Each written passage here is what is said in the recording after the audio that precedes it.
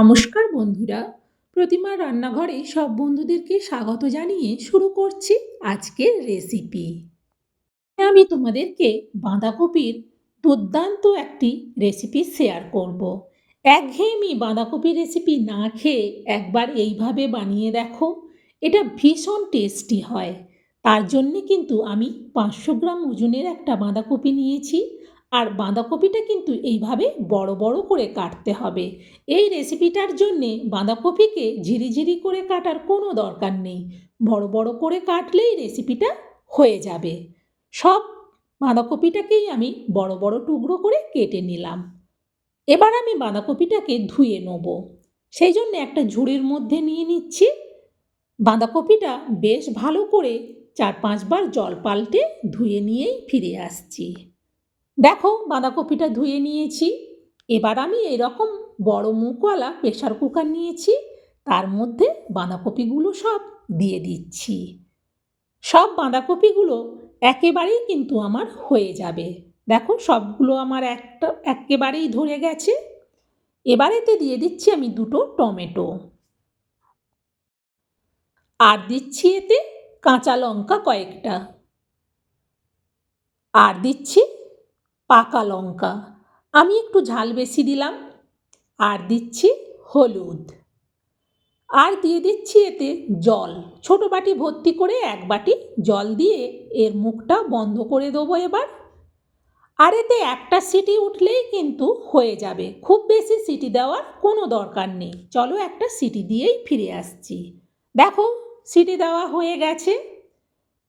আমি প্রায় 2 মিনিটের মতো অপেক্ষা করার পর এর ঢাকনাটা খুলছি। সুন্দরভাবে কিন্তু সব সেদ্ধ হয়ে গেছে।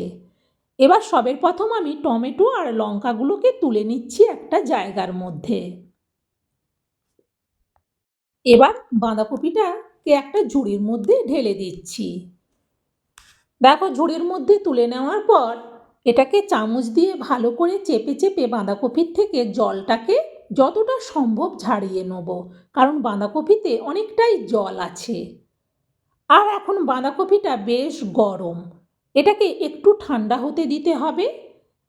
তাই আমি বাঁধাকপিটাকে এখন একটু সরিয়ে রাখছি। বাঁধাকপিটাকে সরিয়ে রেখে ওইদিকে যে টমেটো আর লঙ্কাটা তুলে রেখেছিলাম সেটা কিন্তু যথেষ্টই ঠান্ডা হয়ে গেছে। তাই টমেটো আর কাঁচা লঙ্কাগুলোকে আমি একসাথে দিয়ে দিলাম। এটার একটা সুন্দর পেস্ট বানিয়ে নেব। চলো পেস্টটা বানিয়ে নিই। দেখো পেস্ট বানিয়ে নিয়ে চলে এসেছি। এবার এই টমেটো পেস্টটাকে আমি একটা জায়গার মধ্যে বের করে নেবো। দেখো কতটা সুন্দরভাবে মশলাটা পেস্ট হয়ে গেছে। এই টমেটো পেস্টটাকে এই বাটিটার মধ্যে আমি বের করে নিলাম। এরপর ওইদিকে যে বাঁধাকপি রেখেছিলাম সেটা কিন্তু এবার অনেকটাই ঠান্ডা হয়ে গেছে। এবার বাঁধাকপিগুলোকেও আমি এই মিক্সার জারের মধ্যে দিয়ে দিচ্ছি। আর যে পরিমাণ বাঁধাকপি আছে এটা কিন্তু আমার একেবারেই পেস্ট হয়ে যাবে, তাই একেবারেই দিয়ে দিলাম। দেওয়ার পর এটা পেস্ট করে নেবো, এতে কিন্তু একটুও জল দেওয়া যাবে না। দেখো সুন্দরভাবে পেস্ট হয়ে গেছে। অনেকটাই জল চেপে বের করে দিয়েছি, তাও এতে কিন্তু জল ছিল। এবার এটা কিন্তু রেডি। চলো এবার এটাকে টেস্টি বানাবো। গ্যাস জেলে কড়া বসিয়ে দিয়ে তাতে দিয়ে দিলাম তেল। তেলটাকে একটু কড়ার উপর পর্যন্ত চাড়িয়ে নিচ্ছি, ততক্ষণে তেলটা বেশ ভালো করে গরমও হয়ে যাবে। এরপর আমি এতে দিয়ে দিচ্ছি তেজপাতা, দিচ্ছি 2টো শুকনো লঙ্কা, আর দিচ্ছি অল্প গোটা জিরে আর অল্প কালো সরিষা। এবারে এগুলোকে ভালো করে একটু ভেজে নেব। বেশ সুন্দর করে কিন্তু ফোড়ন থেকে সেন্ট বেরোচ্ছে। আমি এই 2টো লঙ্কাকে তুলে রেখে দিলাম। এরপর তেলের মধ্যে দিয়ে দিচ্ছি 1 চামচ গ্রেট করা আদা। এবার আস্তে করে আদাটাকে ভেজে নেব। আদাটাকে একটু আস্তে করে তেলের মধ্যে দিলাম, কারণ আদাটার থেকে বড্ড তেল ছিটায়। এবার এতে দিয়ে দিচ্ছি পরিমাণ মতো লবণ, আর দিচ্ছি পরিমাণ মতো চিনি। আবারও খুন্তি দিয়ে ভালো করে মশলাটাকে নাড়াতে থাকব। এরপর আমি এতে দিয়ে দিচ্ছি পেস্ট করা টমেটো আর কাঁচা লঙ্কা, সবটা দিয়ে দিলাম। দেওয়ার পর এবার খুন্তি দিয়ে ভালো করে মশলাটাকে আবারও আমি নাড়াতে থাকব। প্রায় 2 মিনিটের মতো মশলাটাকে নাড়ালাম। এরপর এতে দিয়ে দিচ্ছি পরিমাণ মতো হলুদ, দিচ্ছি লঙ্কার গুঁড়ো, হলুদ লঙ্কার গুঁড়ো দেওয়ার পর আবারও মশলাটাকে খুন্তি দিয়ে নাড়াতে থাকবো। এরপর আমি এতে দিয়ে দিচ্ছি হাফ চামচ ধনে গুঁড়ো আর দিচ্ছি হাফ চামচ জিরে গুঁড়ো। আবারও মশলাটাকে ভালো করে কষিয়ে নেব। দেখো সুন্দরভাবে কিন্তু মশলাটা আমার কষানো হয়ে গেছে। যেহেতু টমেটো পেস্টটাতে একটু জল জল ভাব ছিল, সেই জলটা শুকিয়ে গিয়ে মশলা থেকে তেল ছেড়ে দিয়েছে। এবার আমি এতে দিয়ে দেবো বাঁধাকপির পেস্ট। সব বাঁধাকপির পেস্টটাকে হাত দিয়ে ভালো করে পরিষ্কার করে আমি বের করে নিলাম। এবার মিক্সার জারটা জাস্ট একটু ধুয়ে জলটা দিয়ে দিচ্ছি, কারণ তাহলে মিক্সার জারে আর লেগে থাকবে না। পরিষ্কার করে বাঁধাকপিটাকে বের করে নেওয়ার পর খুন্তি দিয়ে এবার আস্তে আস্তে করে মশলার সাথে মেশাতে থাকবো।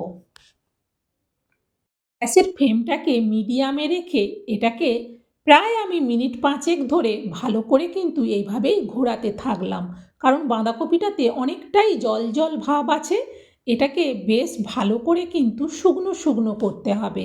সেই জন্যে এইভাবে ভালো করে মশলাটাকে বাঁধাকপি পেস্টের সাথে মেশানোর পর এবার এটাকে একটু ঢেকে দিচ্ছি। প্রায় আবারও মিনিট 3 বাদে আমি কড়ার থেকে ঢাকনাটা সরাচ্ছি। দেখো আগের থেকে অনেকটাই শুকিয়ে গেছে বাঁধাকপিটা। আরও আমি 2-3 মিনিট এইভাবে বাঁধাকপিটাকে ভালো করে নেড়ে দিলাম খুন্তি দিয়ে। এবার আমি এতে দিয়ে দেবো কিছুটা টাটকা ধনেপাতা কুচি। এই টাটকা ধনেপাতা কুচিটা এতে দিলে ভীষণ সেন্টটাও যেমন সুন্দর হয়, টেস্টটাও কিন্তু খুব সুন্দর লাগে। এবার ভালো করে খুন্তি দিয়ে ধনেপাতাটাকে বাঁধাকপি পেস্টের সাথে মিশিয়ে দিলাম। আর এটাকে বেশি শুকনো করব না। এবার এটাকে নাবিয়ে নেব। এবার এটাকে নাবিয়ে রেখে দিলে এটা যখন খাওয়া হবে তখন কিন্তু এটা আরও একটু শুকিয়ে যাবে। সেই জন্যে আর এটাকে আমি শুকনো করব না। এবার এটা নাবিয়ে নিচ্ছি। নাবিয়ে আমি এই প্লেটের মধ্যে পুরো রেসিপিটাকে রেখে দিচ্ছি।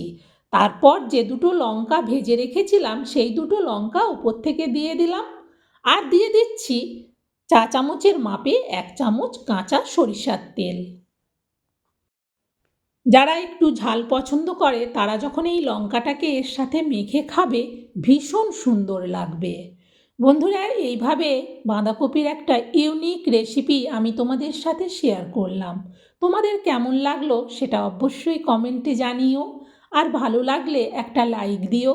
আর রেসিপিটা তোমরাও শেয়ার করে দিও, যাতে একঘেয়েমি বাঁধাকপির রেসিপি না খেয়ে এইভাবে সুন্দর একটা রেসিপি সবাই বানিয়ে নিতে পারে। এই রেসিপিটা দিয়ে রুটি, পরোটা, ভাত সব কিছু কিন্তু দারুণ লাগবে খেতে।